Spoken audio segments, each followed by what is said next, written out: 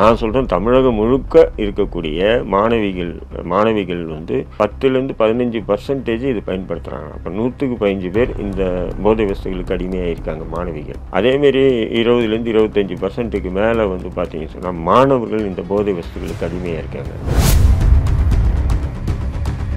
இது போன்ற மாணவர்களுக்கும் மாணவிகளுக்கும் எப்படி கிடைக்குது சட்டமாக, எப்படி சரளமாக கிடைக்குது அப்படின்றத காவல்துறை அவ்வளோ தூரம் போக மாட்டேங்கிறாங்க. உடனே போகிறாங்க, கைது பண்ணுறாங்க, அவங்களோட முடிச்சுக்கிறாங்க. அப்போ கிரைம் வந்து ரேட் வந்து அதிகரிக்குது, குற்றங்கள் அதிகரிக்குது, சட்டம் ஒழுங்கு பிரச்சனைகள் வருது.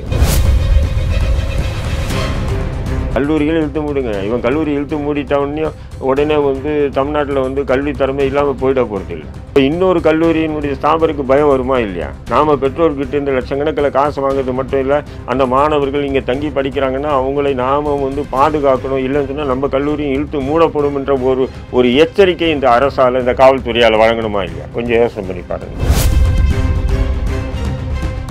இந்த போதை மாஃபியா கும்பலுக்கு பின்னாடி பார்த்தீங்கன்னா மிகப்பெரிய ஒரு மாஃபியா குரூப் இருக்குது, அந்த கார்ப்பரேட் குரூப் இருக்குது. அந்த கார்ப்பரேட் குரூப்புகளை கண்டு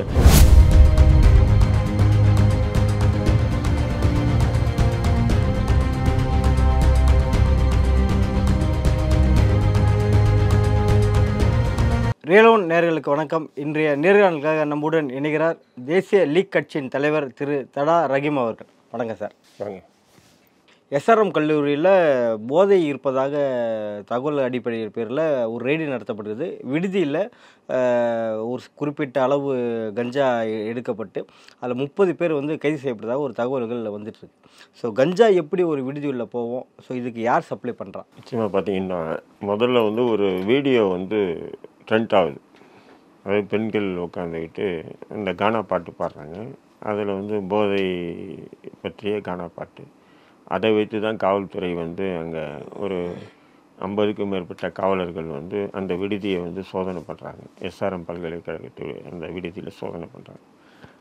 சோதனை பண்ணும்போது அங்கே பார்த்தீங்கன்னு சொன்னால் அதிநவீன போதை எல்லாமே அங்கே கிடைச்சிருக்கிறதா தகவல் வருது.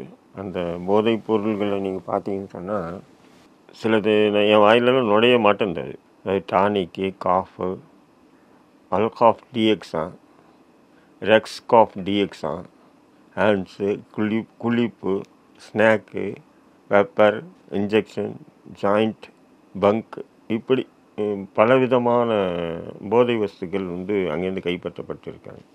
இப்போ இந்த பேர்கள் நான் சொன்னேன். இது வந்து பார்த்தீங்கன்னு சொன்னால் இது பெரும்பாலும் மாணவர்கள் மத்தியில் இந்த போதை வஸ்து வந்து புழக்கம் வந்து அதிகமாக இருக்குது. இப்போ நம்ம வீட்டிலே வந்து நம்ம பொண்ணு இல்லை பையனோ வந்து யார்கிட்டே ஃபோனில் பேசும்போது காஃபி இருக்கா, அது இருக்கா, இது இருக்கான்னு கேட்டால் நம்ம ஏதோ பேசுகிறான்னு சொல்லி தான் விடுவோம். ஏன்னா நமக்கு தெரிஞ்சது என்னென்னா கஞ்சா, அதிகபட்சமாக ஒயின், இப்படி தான் நம்ம பேசி குடும்பத்தை எல்லாருமே படித்தவங்களாக இருக்கட்டும், படிக்காதவங்களாக இருக்கட்டும், பட் அது பயன்படுத்தணுங்க. அதை பற்றி தெரிஞ்சவங்க தான் பையன் என்ன பேசுகிறான், பொண்ணு என்ன பேசுது, வித்தியாசமாக இருக்கே அப்படின்னு சொல்லி கண்டுபிடிக்க முடியும். சாதாரணமான குடும்பத்தாருக்கு தன்னுடைய பெற்றோர்களுக்கு தன்னுடைய பிள்ளைகள் என்ன பேசுகிறாங்கன்னு தெரியாது. அவங்க எவ்வளோதான் நாலேஜபிள் ஒரு டிகிரி ஹோல்டராக இருந்தாலும் தன்னுடைய பிள்ளைகள் ஏன்னா இந்த மாதிரி பேர்கள் இருக்கு, நவீன பேர்கள் இருக்கு இல்லையா?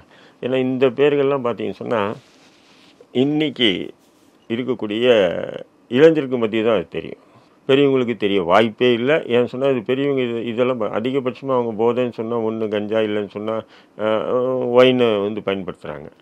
ஆனால் இந்த மாணவர்கள் மத்தியில் தான் இது வந்து இன்றைக்கி அதிகரித்து இருக்கக்கூடிய போதை வந்து அதிகரிச்சிருக்கு. அது குறிப்பாக பார்த்தீங்கன்னு சொன்னால் 10லேருந்து 15% மாணவிகள் வந்து பயன்படுத்த தான் கொண்டு வரும். நீங்கள் கல்லூரின்னு சொல்லி தமிழக அளவில் சொல்கிறீங்களா இல்லை அந்த குறிப்பிட்ட காலேஜில் மட்டுமே சொல்கிறீங்க? நான் சொல்கிறேன், தமிழகம் முழுக்க இருக்கக்கூடிய மாணவிகள் வந்து 10லேருந்து 15% இது பயன்படுத்துகிறாங்க. அப்போ 100க்கு 15 பேர் இந்த போதை வஸ்துகளுக்கு அடிமையாக இருக்காங்க மாணவிகள். அதேமாரி 20லேருந்து 25%க்கு மேலே வந்து பார்த்தீங்கன்னு சொன்னால் மாணவர்கள் இந்த போதை வஸ்துகளுக்கு அடிமையாக இருக்காங்க. இப்போ நான் சொல்லக்கூடிய இந்த இது தவிர நீங்கள் பார்த்தீங்கன்னா ஸ்டாம்ப்பு என்னென்னவோ இருக்குது, நவீன ஸ்டாம்ப்பு உட்பட மாத்திரை, அந்த டேப்லெட்டில் கூட பார்த்தீங்கன்னு சொன்னால் ஐப்ரோன்னு சொல்லிட்டு அது ஆக்சுவலாக பார்த்தீங்கன்னா பிரசவத்துக்காக பெண்களுக்கு போட்டு ஆப்ரேஷன் பண்ணி குழந்தைய எடுக்கக்கூடிய மாத்திரை, அதுக்காக பயன்படுத்தக்கூடிய மாத்திரை. அந்த மாத்திரைகளை போட்டு தான் இன்றைக்கி வந்து கிரைம்லேயும் இறங்குறாங்க. கிரைம்லேயே அந்த மாத்திரை வந்து எப்படின்னு சொன்னால் ஒரு 10 மாத்திரை நீங்கள் போட்டிங்கன்னு சொன்னால் ஒரு 5 நாளைக்கு உங்களுக்கு என்னன்னு தெரியாது. உங்கள் கண்ணு முன்னாடி இருக்கிறது அப்பாவா அம்மா அதை கூட தெரியாது உங்களுக்கு. ஒரு மிருகத்தனமாக நீங்கள் செயல்படுவீங்க. அதனால தான் கூட சமீபத்தில் கூட பாருங்கள், ஒரு கண்டக்டர் அடிக்கிறானுங்க, சின்ன பசங்க தான் அடிக்கிறானுங்க. நிச்சயம் அவனாக இருந்தான்னா, என்னடா இவ்வளோ வயசானவர், நம்ம அப்பா வயசு இருக்கார், நம்ம தாத்தா வயசு இருக்கார், இந்த இவரை நம்ம அடிப்போமா அடிக்கக்கூடாதுன்னு சொல்லி தவிர்த்துக்குவாங்க. ஆனால் அந்த சின்ன வயசில் வந்து அதை அடிக்கிறாங்கன்னு சொன்னால் இது போன்ற மாத்திரைகளுக்கு அடி. ஆனால் காவல்துறை என்ன பண்ணுறது, சம்மந்தப்பட்டவர்களை கைது பண்ணிட்டோம், கஞ்சா பழக்கத்துக்கு அடிமையானவர்கள் அப்படின்னு சொல்லி கஞ்சான்னு சொல்லி போட்டு வழக்கை வந்து மூடிடுறாங்க. அதேமாரி வந்து பார்த்திங்கன்னா இங்கே கூட வந்து ஒரு போலீஸ்காரரை அப்படி விரட்டி அடிப்பானுங்க, சின்ன சுல்லானுங்க எல்லாமே. நம்ம சொல்கிறோம் சுல்லானுங்கன்னு, பட் அவனுங்க அந்த மாத்திரைகளை போட்டுக்கிட்டு பட் இவனுங்க வந்து இப்படி ஒரு மிருகத்தரமாக இன்றைக்கி வந்து செயல்படுறாங்க. இது வந்து காவல்துறைக்கு நல்லா தெரியுது. ஏன்னு சொன்னால் அந்த பையனை வந்து அந்த பசங்களை கைது பண்ணி நீங்கள் கையை உடைக்கிறீங்க, காலை உடைக்கிறீங்க, அவனை நீதிமன்றத்தில் நிப்பாட்டுறீங்க, தண்டனை வாங்கி கொடுங்க, எல்லாமே பண்ணுங்க.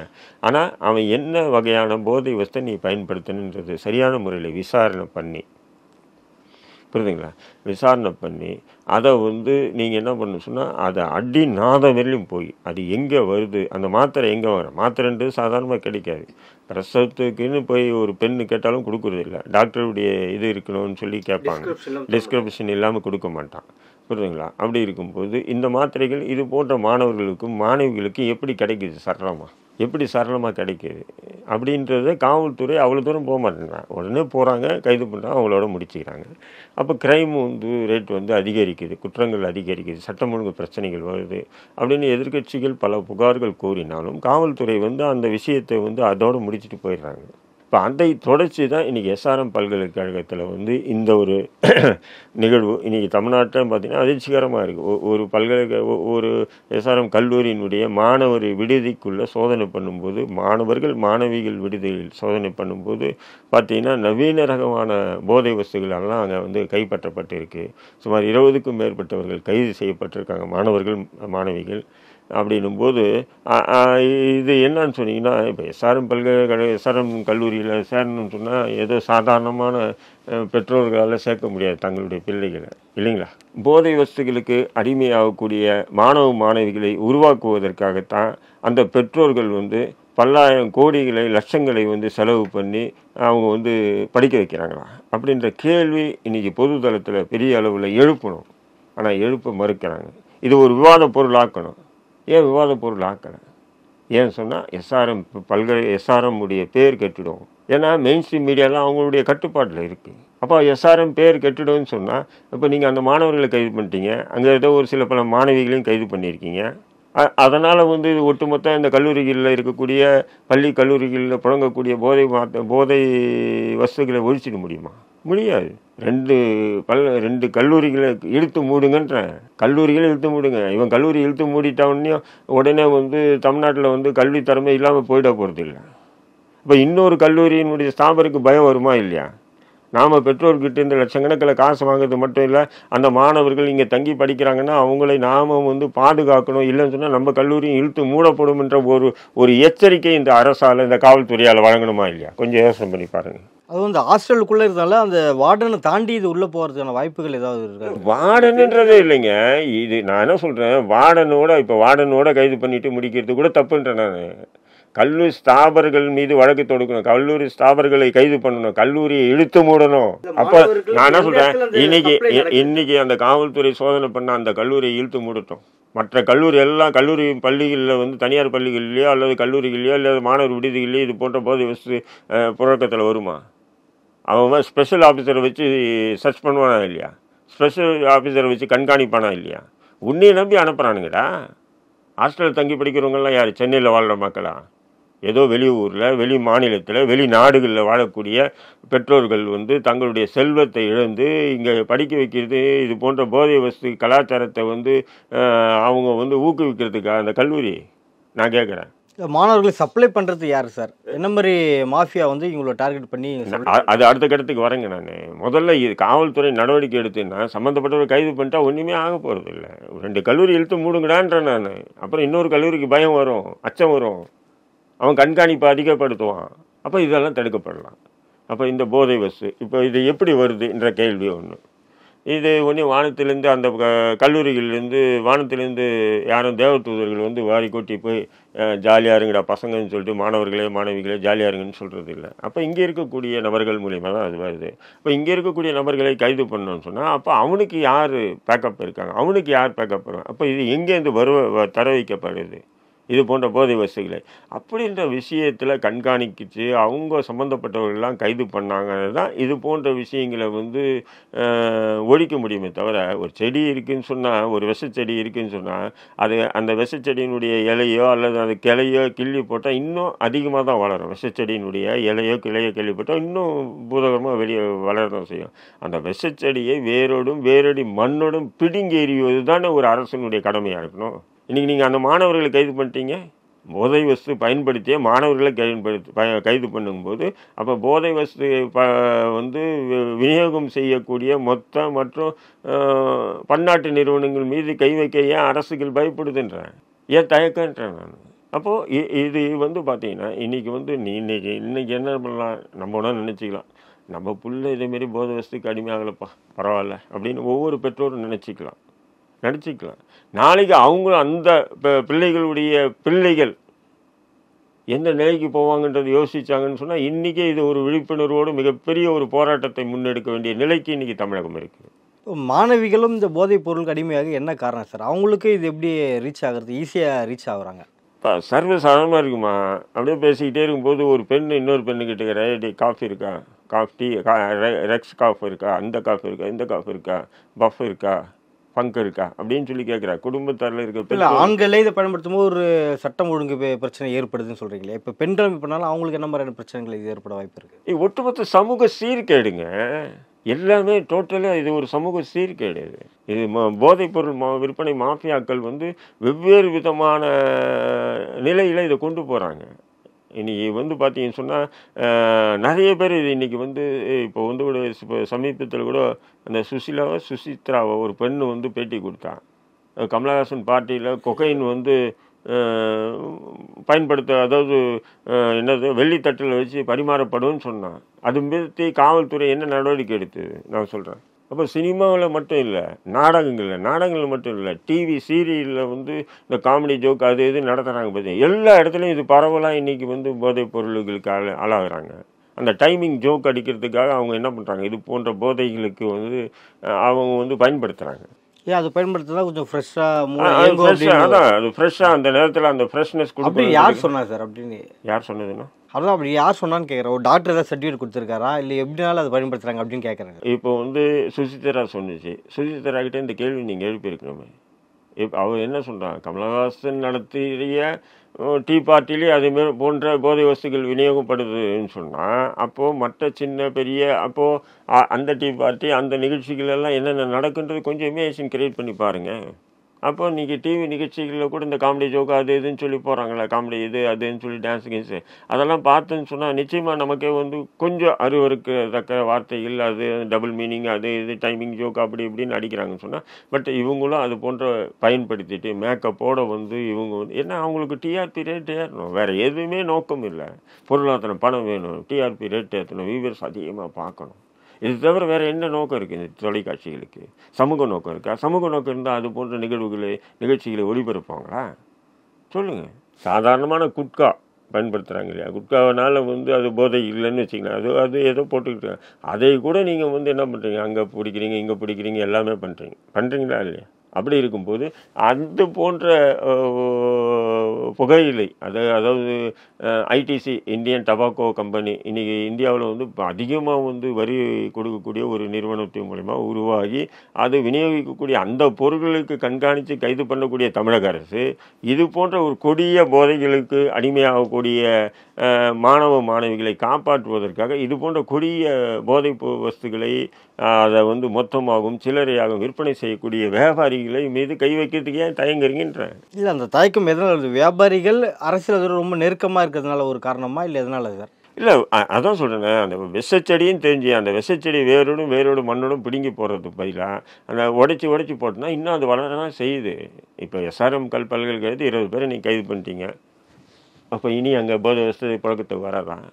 வேற ஒரு வழியை தேர்ந்தெடுக்க போகிறான். ஒரு வழி அடைக்கப்பட்டால் இன்னும் 9 வழி இருக்குது, அந்த வழியில் வரதான் போகுது.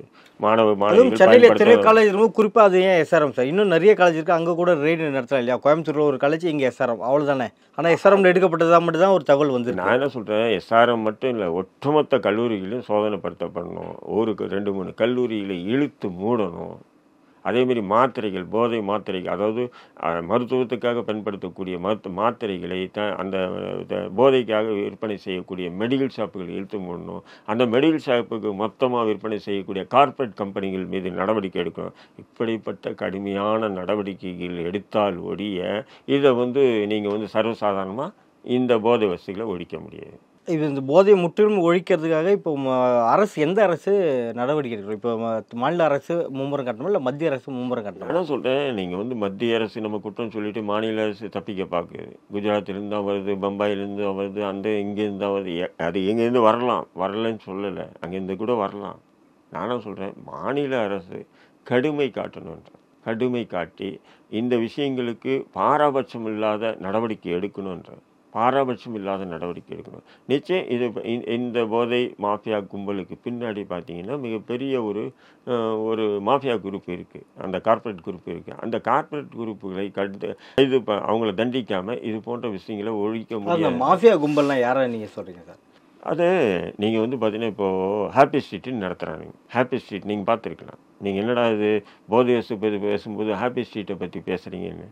ஹாப்பி ஸ்ட்ரீட் என்னென்னா, நான் ஒரு நாள் சந்தோஷமாக எல்லோரும் சிரிக்கணுமா? ஏன்டா நீ அப்படி வாரத்துக்கு ஒரு தடவை இல்லை மாதத்துக்கு ஒரு தடவை தெரு கக்க பக்கம் சிரிக்குது, என்னடா ஹாப்பி ஸ்ட்ரீட்? நான் கேட்குறேன். நீ போ, உன் பொண்டாட்டி பிள்ளை கூட உட்காரு, பேசு, சிரி, சந்தோஷமாயிரு. உன் அப்பா அம்மா கூட உட்காரு, பேசு, சிரி, சந்தோஷமாயிரு. உன்னுடைய பிள்ளைங்கள் கூட எடுத்து கொஞ்சம், என்னடா கல்லூரிக்கு போனியா, காலேஜுக்கு போனியா, ஸ்கூலுக்கு போனியா, என்ன ஆச்சு, உன் ஃப்ரெண்டு என்ன சொன்னான், ஃப்ரெண்டு இப்படி பேசு, சிரி, சந்தோஷமாயிரு. அதுதானுங்க ஹாப்பின்றது. அதாவது ஜனசஞ்சரமே இல்லாத பெரிய பெரிய ஃப்ளாட்டில் உயர்ந்தமான மாளிகையில் குடியிருந்துக்கிட்டு பொண்டாட்டி புருஷங்கிட்ட பேசுறதில்ல, புருஷன் பொண்டாட்டிக்கிட்ட பேசுறதில்ல, பிள்ளைங்க அப்பாக்கிட்ட பேசுறதில்ல, அப்பா பிள்ளைங்கிட்ட பேசுறது, இப்படிப்பட்ட வாழ்க்கையை வாழ்ந்துட்டு வாரத்துக்கு ஒரு தடவை மாதத்துக்கு ஒரு தடவை தெருன்னு கெக்கன்னு சிரிச்சதுனால உங்களுக்கு சந்தோஷமாயிடுமா, மனம் குளிர்ச்சி அடைஞ்சுமா? என்ன வாழ்க்கை இது? புரியுதுங்களா? அப்போது இந்த ஹாப்பி ஸ்ட்ரீட் கலாச்சாரத்தை உருவாக்குனது யாருன்னு சொன்னால் மாஃபியா குரூப்புகள், அது போதைப் பொருள் மாஃபியாக்கள். அவங்க ஏன்னு சொன்னால் அங்கே பார்த்தீங்கன்னா ஒரு 10,000 பேர் கூடுவான், ஒரு 500 பேர் போதைகளுக்கு அடிமையாக இருப்பான். அந்த சிரிப்பான், சந்தோஷமாக பேசுவான், ஒரு புதிய ஃப்ரெண்ட்ஷிப் கிடைக்கிது.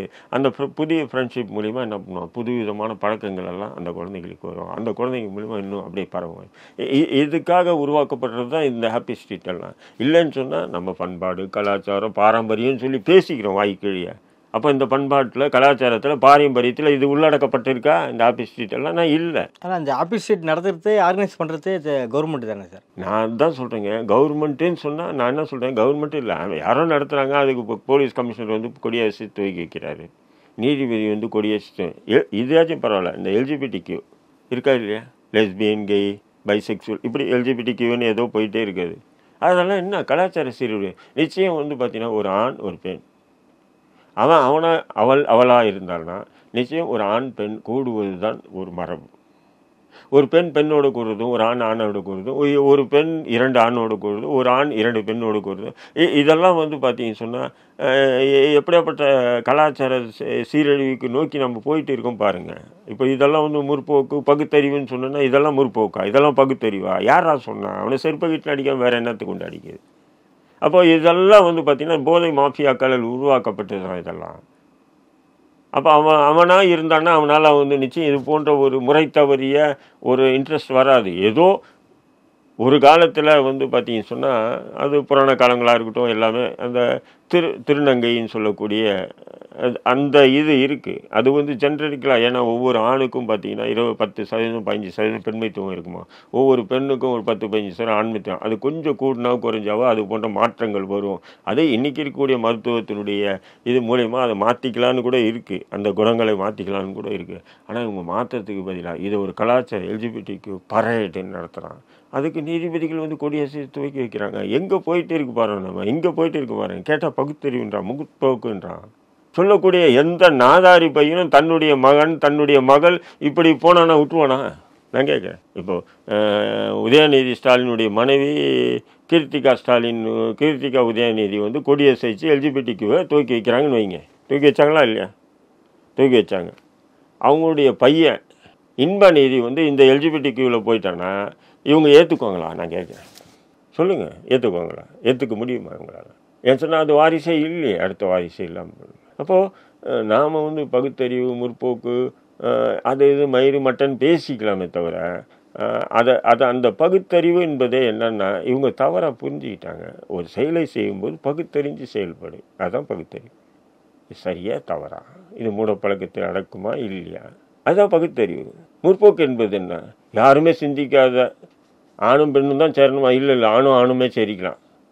பெண்ணும் ஆணும் தான் சேரணுமா? இல்லை, பெண்ணுமே சேர்ந்துக்கலாம். இதுவும் முற்போக்குத்தானே. இந்த போதையை ஒழிக்கிற விஷயத்தில் தமிழகத்தை பொறுத்த வரைக்கும் யாரோட கைகள் இங்கே கட்டப்பட்டிருக்கு சார்? காவல்துறையினுடைய கைகள் கட்டப்பட்டிருக்கு. யாரால? அரசால. அப்படிதான் நம்ம பார்க்க முடியும். அதாவது என்ன காரணம் சார்? போதை மாஃபியாக்கள் வந்து அந்த அளவுக்கு இருக்காங்க.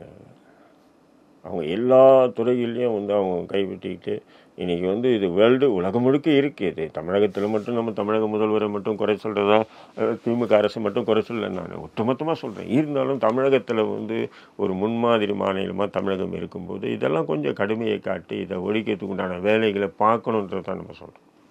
அதேமாதிரி காவல்துறையும் வந்து இன்றைக்கி நீங்கள் வந்து ஏதோ பணத்துக்காக வந்து சில பல போதை மாஃபியாக்களை இப்படி என்கரேஜ் பண்ணுறீங்கன்னா நாளைக்கு இன்றைக்கி உங்கள் பிள்ளைகளோட நீங்கள் ஏதோ ஒரு நல்ல வழியில் நேர்மையான வழியில் வளர்த்தலாம். அதன் பிறகு வரக்கூடிய ஜெனரேஷன் எந்த இலக்கை நோக்கி போகும், நகரம் எந்த ஒரு கலாச்சாரத்தை நோக்கி போகுன்றதை ஒவ்வொரு காவல்துறை அடிமட்டத்திலேருந்து உயர் அதிகாரிகளையும் நினச்சி பார்த்தான்னு சொன்னால் இது போன்ற விஷயங்களை கடுமையை காட்டி நிச்சயம் கைது செஞ்சு சிறையில் அடைச்சாங்கன்னு சொன்னால் நிச்சயம் இது போன்ற விஷயத்தை ஒழிக்கலாம். இல்லைன்னா முடியாது. நடப்பு அரசியல் பல்வேறு கருத்துக்களை மிக்க நன்றி சார்.